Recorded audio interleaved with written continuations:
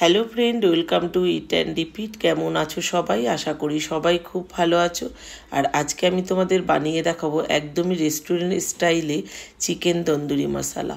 পুরো রেসিপিটা দেখো বন্ধুরা, আশা করি তোমাদের খুব ভালো লাগবে আর খুব কাজে আসবে। তাহলে চলো রেসিপিটা শুরু করি। এখানে আমি 2 কিলো চিকেন নিয়ে নিয়েছি, খুব ভালো করে ধুয়ে ঝুড়ির মধ্যে রেখে দিয়েছিলাম। একদম জলটা ঝরে যাওয়ার পরে তারপরেই আমি এই পাত্রটার মধ্যে নিয়ে নিয়েছি। এবার আমি ম্যারিনেটটা করব। তার জন্য সবার প্রথমে দিয়ে দিলাম নুন, শুকনো লঙ্কার গুঁড়ো, এটা কিন্তু ঝাল লঙ্কার গুঁড়ো দিয়েছি। আর এখানে বড় চামচের 1 চামচি দিয়ে দিলাম ধনে গুঁড়ো। তারপরেই দিয়ে দিলাম আমি বিরিয়ানি মশলা। এটা কিন্তু তন্দুরি মশলা দিয়ে অবশ্যই করতে পারো, তবে বিরিয়ানি মশলা দিলেও কিন্তু হয়। তা এই বিরিয়ানি মশলা রেসিপি আমার চ্যানেলে দেওয়া আছে, তোমরা চাইলে কিন্তু দেখে নিতে পারো। আর এখানে দেখো আমি দিয়ে দিলাম 1 চামচি গোলমরিচের গুঁড়ো। আর এখানে অল্প কিছু আদা, রসুন আর পেঁয়াজ একসাথে পেস্ট করে নিয়েছি, সেটাও দিয়ে দিলাম। তারপরে এখানে 150 গ্রাম মতন টক দই আমি একদম জল ঝরিয়ে রেখেছি। একদমই দেখতেই পাচ্ছ, একদম জল ঝরিয়ে শুকনো করে নিয়েছি। তারপরে এই দইটাকে এর মধ্যে দিয়ে দিলাম। এবার এটাকে আমি খুব ভালো করে ম্যারিনেটটা করে নেব। খুব ভালো করে হাত দিয়ে মেখে নিতে হবে। প্রতিটা চিকেনের গায়ে যেন মশলাটা খুব ভালোভাবে লেগে যায়, সেইভাবেই কিন্তু চিকেনটাকে ম্যারিনেটটা করতে হবে। তা এইভাবেই চিকেন তন্দুরি মশলা বাড়িতে করে নিও। একদম খেলে তুমি যে জানবে সে জানবে, যে জানবে না সে কিছুতেই বুঝতে পারবে না যে তুমি ঘরে বানিয়েছো এটা। তা যাই হোক, এখানে দেখো ম্যারিনেটটা আমার হয়ে গেছে। তারপরে আমি 2 চামচি এখানে বেসন দিয়ে দিলাম। চাইলে কিন্তু এখানে ছাতুও ব্যবহার করতে পারো।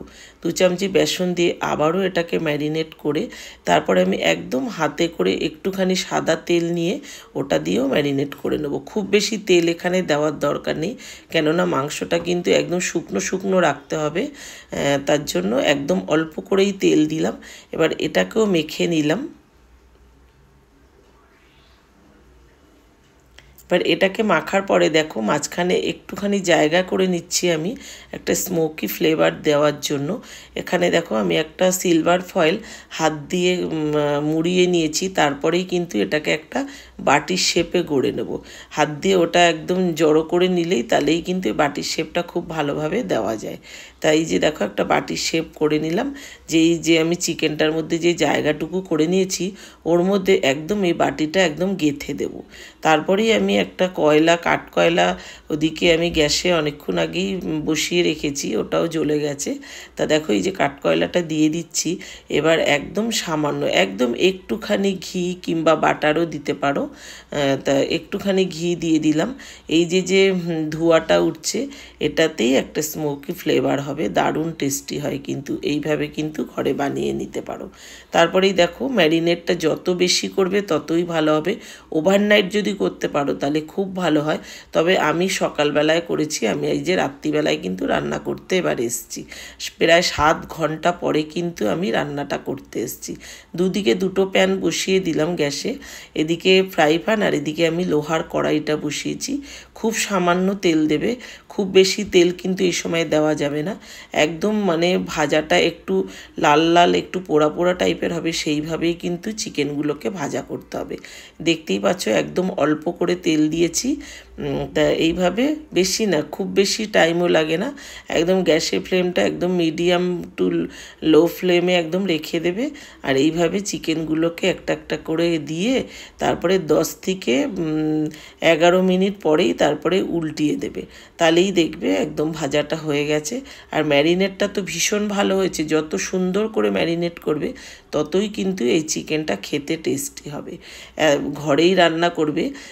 তুমি জানো, যাকে অজান্তে খেতে দেবে সে কিছুতেই বলতে পারবে না যে এটা তুমি ঘরে বানিয়ে দিয়েছো, এতটাই টেস্টি হয়। তা দেখো চিকেনগুলো এইভাবেই কিন্তু ভাজা করে তুলে নিতে হবে। আর রেসিপিটা তোমাদের ভালো লাগলে বন্ধুরা প্লিজ লাইক শেয়ার করে দিও, চ্যানেলটাকে অবশ্যই সাবস্ক্রাইব করে দিও। তা দেখো এইভাবে আমি চিকেনগুলোকে তুলে নিচ্ছি। এইভাবে কিন্তু প্রত্যেকটা চিকেন আমি ভাজা করে তুলে নেব। একটু সময় তো লাগবে, অনেকটা চিকেন করছি তো তার জন্য। আর এদিকে দেখো আবারও আমি চিকেনগুলো দুদিকে এই করে করে, খুব বেশি করে তো চিকেন দেওয়া যাবে না, ফাঁকা ফাঁকা করে একটু যেমন মাছ ভাজার মতন করে এইভাবে ভাজা করে নিতে হবে। তাই জন্য অল্প অল্প করে দিতে হবে। দেখো চিকেনগুলো সব কটা আমার কিন্তু ভাজা হয়ে গেছে। এবার বসিয়ে দিলাম আরও একটা কড়াই, এর মধ্যে দিয়ে দিলাম সাদা তেল। অবশ্যই কিন্তু সাদা তেলেই রান্নাটা করতে হবে। তা দেখো তেলটা দিয়ে দিলাম, কয়েকটা পেঁয়াজের টুকরো দিয়ে দেখেছি তেলটা কতটা গরম হয়েছে।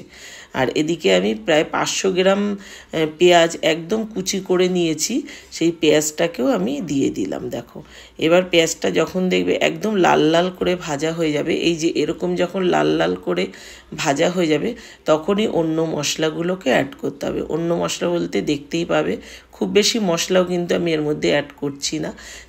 পেঁয়াজটা ভাজা হয়ে যাওয়ার পরে আদা রসুনের পেস্টটা দিয়ে দিলাম, এটাও একটু ভাজা করে নেওয়ার পরে তারপরেই এখানে আমি দিয়ে দেব এবার এই যে টমেটো। এখানে আমি দুখানা বড় সাইজের টমেটো নিয়ে নিয়েছি, আর তার মধ্যে কিন্তু কাঁচা লঙ্কা বাটা দিয়ে দিয়েছি।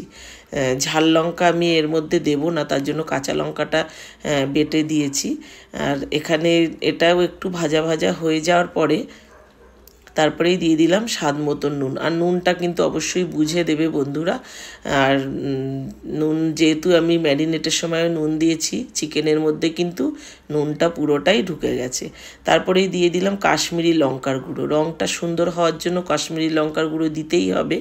তা যাই হোক, এই যে মশলাটা একদম কষানো হয়ে গেছে, দেখতেই পাচ্ছ তেল একদমই ছেড়ে এসছে। এবার আমি এর মধ্যে দিয়ে দিলাম বড় চামচের 1 চামচি ধনে গুঁড়ো। মশলার মধ্যে কিন্তু এখানে ধনে গুঁড়োটাই কিন্তু যাবে, জিরে গুঁড়ো একদমই দেবে না। তারপরে যেই মশলাটা ম্যারিনেট করে চিকেনে রেখেছিলাম তার মধ্যে একটুখানি যে জল শুদ্ধ বেরিয়েছে সেই মশলাটাও কিন্তু আমি এর মধ্যে অ্যাড করে দিলাম। তা যাই হোক এটাও খুব ভালো করে একটুখানি কষিয়ে নিলাম। তারপরে এই যে চিকেনগুলোকে দিয়ে দিচ্ছি। চিকেন তো অলরেডি সেদ্ধ হয়েই গেছে অতক্ষণ ম্যারিনেট করাতে, তারপরে ভাজাতেও অনেকটাই সেদ্ধ হয়ে গেছে।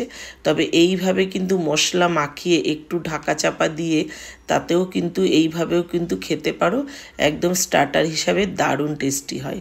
এইভাবে খেতেও কিন্তু পারো, তবে আমি একটু গ্রেভি দিয়েই করব যেহেতু রুটি দিয়ে খাবে তার জন্য।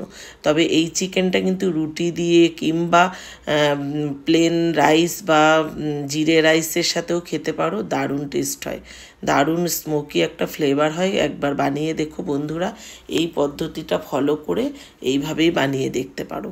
আর এখানে দেখো ওই যে ফ্রাই প্যানটার মধ্যে যে চিকেনটাকে ভাজা করেছি ওর মধ্যেই আমি সামান্য একটু জল দিয়েছি, 1 গ্লাসের মতন জল দিয়েছি।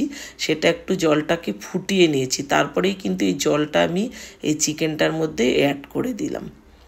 একদমই কম জল দিয়েছি। তারপরে এখানে 10 থেকে 15 মিনিট ঢাকা চাপা দিয়ে রেখেছি একদম মিডিয়ামে, লো টু মিডিয়ামে একদম রেখেছি, হাই ফ্লেমে একদমই দেবে না।